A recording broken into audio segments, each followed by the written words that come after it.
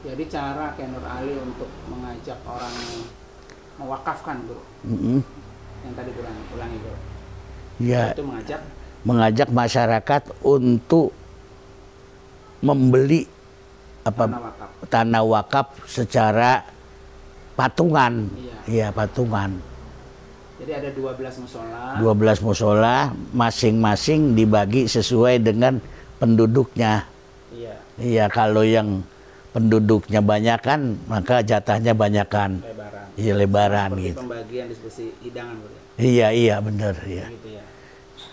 Jadi itu salah satu cara nanti orang-orang itu diumumin di masjid itu, Guru ya. Iya, diumumin semua yang pembelian tanah wakaf dari musola Nurul Falah 1 Haji Nurul Amin 5 meter, kemudian Bapak Bukhori 2 meter, terus begitu. Jatahnya berapa? 1.500 kita katakan, maka semuanya sudah terlunasi, entar dari musola lagi gitu. Sehingga akhirnya banyaklah tanah-tanah wakaf itu. Tanah wakaf yayasan. Nah, kalau tadi Guru yang orang haji itu jadi wakaf atau jadi milik pribadi? Nah, itu yang sesungguhnya itu kalau dari pribadi itu adalah wakaf. Iya. Ya dari yang wakif tadi itu ya. Iya. Cuma ketika sampai di yayasan itu menjadi apa jadinya ya? Karena tidak ada akad wakaf di situ, nggak ada. Iya, makanya ketika Departemen Agama meminta surat wakaf tanah yayasan itu nggak ada itu, karena itu hasil pembelian yang di dalam pemahaman adalah wakaf, tetapi dalam bereaksi pembelian biasa kan begitu. Iya. Ya. Oke, Guru. Ayo lagi, Guru. Yang berkaitan dengan infak dan jariahnya. Nah, kalau yang dulu-dulu di awal-awal saya masih remeng-remeng itu ya, ada perkawinan warga, Guru. Maksudnya? Ada antara merah dengan hijau. Kita katakan merah itu orang miskin, hijau orang kaya. Akhirnya orang kaya itu membeli kambing-kambing diberikan kepada orang miskin. Itu pernah dilakukan sama Kiai Nur Ali itu dalam membangun sebuah masyarakat ya perekonomian. Jadi orang kaya yang punya modal, punya duit, itu memberikan modal dengan cara memberikan kambing kepada orang miskin, dan hasilnya nanti bagiannya yang pertama untuk si orang miskin, dan kedua itu untuk kas yayasan. Oh, bukan ke orang bukan. Itu pun dalam rangka bagaimana Kiai Nur Ali mengajak orang untuk berinfak. Untuk berinfak itu. Apa istilah Guru tadi? Perkawinan warga.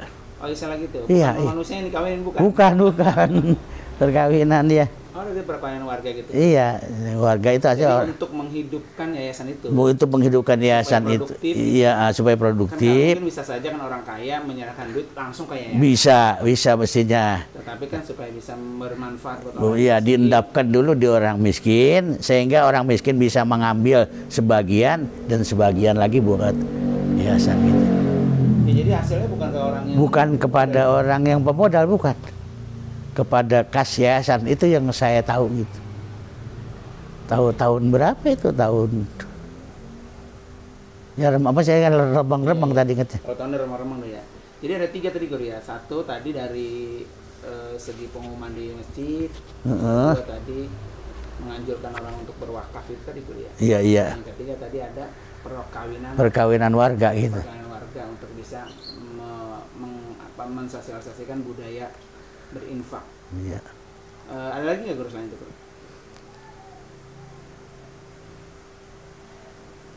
Ya. Kalau musola itu Guru fungsinya sebagai apa sih Guru? Kenapa tidak ada musola, tidak ada masjid Apa karena penduduknya sedikit atau mungkin karena pengen bikin persatuan tuh? Iya, di samping penduduknya sedikit tapi ingin satu komando kira-kira begitu. Jangan pada pecah warga. Sebab kalau sudah ada masjid yang satu dan masjid yang dua, itu akan ada terjadi dua kubu kan gitu. Nah makanya untuk Ujung Harapan cukup masjid satu aja. Tetapi itu dulu yang masih bisa dibaca, ya dikendalikan. Tapi untuk sekarang tentunya fatwa ini, fatwa Al-Qodib ya nggak bisa dijalanin lagi. Ya artinya kita harus legowo, harus mau nerima. Akhirnya terwujud dah Masjid Ar-Rahmah itu yang pertama. Dan saya juga emang sesungguhnya udah ada KMR, udah nggak ada ya. Itu pun saya goyang dulu Guru Nuh. Kenapa? Penduduknya udah ketemu sama orang. Iya, kenapa masih Kiai Amin masih bertahan untuk tidak memasjidkan Ar-Rahmah? Maki apa namanya fatwa dulu, fatwa Al-Qodib kan. Si pada almarhum itu apa namanya ketua masjid ya waktu itu masih Musola Ar-Rahmah itu ngomong sama saya, gimana Tad, katanya ya kagak boleh baik kata gitu. Saya bilang udah nanti gue bikinin masjid di Al-Ma'iyah. Makanya Al-Ma'iyah tuh duluan Guru ya? Iya duluan. Dan saya itu dalam rangka membuat satu gebrakan supaya Kiai Amin tuh mau menerima. Gara-gara itu dipertahanin, akhirnya orang lain apa? Bikin. Itu yang saya buat. Akhirnya setelah saya buat 2-3 kali Jumat, saya serahin sama si Pada. Udah sekarang lo datang ke sono. Ngomongnya begini, bahwa sekarang keutuhan masyarakat sudah tidak utuh lagi karena adalah pelaksanaan masjid baru Al-Ma'iyah. Kita udah nggak bisa bertahan lagi. Orang banyak sholat di sana. Akhirnya atas dasar itu si Pada itu diizinin untuk membuat Masjid Ar-Rahmah gitu. Dan itu kayaknya masjid pertama Guru. Masjid pertama. Kalau kayak Kebalan Guru, dulu kan si musola memang ada masjid Al-Huda ini. Iya, emang kemudian memang dari pertama udah masjid dia mah. Karena terlalu jauh ya. Iya, terlalu jauh. Iya, jalan kampung, apalagi sudah berpisah desa, iya kelurahan. Dan Guru tahu nggak tuh sejarah jalanan yang itu atas yang Pulau Pucung sana Guru? Pulau Pucung ya. Itu kan mungkin salah satu wakaf atau apa sih itu? Atau memang pembebasan dari pemerintah atau gimana? Iya, kalau itu mah kena faktor kebutuhan barangkali ya. Sehingga usulan dan hasrat orang Ujung Harapan atas pimpinan beliau itu langsung bisa diterima. Di samping barangkali pejabat itu levelnya juga lebih bawah dari Kiai Nur Ali. Ya, akhirnya karena di sini ada pesantren dan orang sudah punya banyak, dan ketika musim hujan betapa sulitnya transportasi untuk ke sini, terutama ketika musim haji, orang itu sampai digotong dan lain sebagainya di atas ya jalanan yang penuh berlumpur. Dulu Guru, jadi Ujung Harapan itu seperti pulau itu Guru? Seperti pulau ya.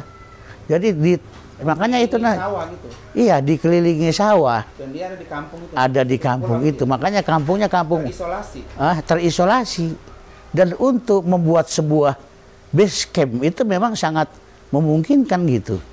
Sehingga musuh sulit untuk mengekspansi ke dalam itu. Iya, karena tadi nggak ada jalan. Nggak ada jalan. Dari barat juga, ya. Barat nggak ada. Dari utara nggak ada. Iya, dari timur nggak ada. Itu sekeluak itu, iya, bagaikan pulau. Ya makanya kampungnya kan Jung Malang, bukan Ujung Malang, Jung Malang. Karena emang di ujung udah Malang. Iya, iya. Gitu, iya. Dia harus melewati tadi rawa-rawa, sawah-sawah, kali-kali. Iya. Nggak ada penyambung. Nggak ada penyambung. Makanya jalannya jalan setapak lewat pinggir kali. Iya, pinggir kali. Pinggir kali di situ kalau di Irian kita beloknya rumah Haji Ayal. Masuk ke kiri nanti terus mengikuti jalan setapak tembus-tembus ya itu itu sekarang yang emang Sasak itu. Sasak Jaya itu namanya. Iya. Nah, itu bukan wakaf tuh Guru? Bukan wakaf, bukan. Itu mah ya. Tahu tuh cara mengekspansinya itu Guru kayak gimana itu sehingga ada jalanan itu? Iya, langsung saja mengerahkan masyarakat di bawah pimpinan Ki Nurali. Itu beliau yang harus mempetakan gitu, rakyat itu mempolakan gitu. Setelah dipetakan, dipolakan, sehingga akhirnya terwujudlah sebuah jalan. Artinya jalan itu udah ada batasnya gitu. Meskipun itu masih dinamakan sawah gitu, tapi sudah digumbukin sebagai jalanan gitu. Iya, berarti dia termasuk kampung yang terisolasi Guru ya? Iya, terisolasi, iya. Nggak ada jalan masuk, nggak ada kemana masuk, iya. Susah, jadi kalau mau cari-cari berbelanjaan. Iya, iya, iya. Baik Guru, oke, terima kasih Guru. Mudah-mudahan nanti ada beberapa tulisan yang bisa saya rangkum. Berarti untuk pertemuan besok kita Guru tentang hizib Guru ya? Hizib. Iya, hizib Sogir, hizib Nasor ya, sama iya. hizib apa lagi? Hizib Bahar. Bahar.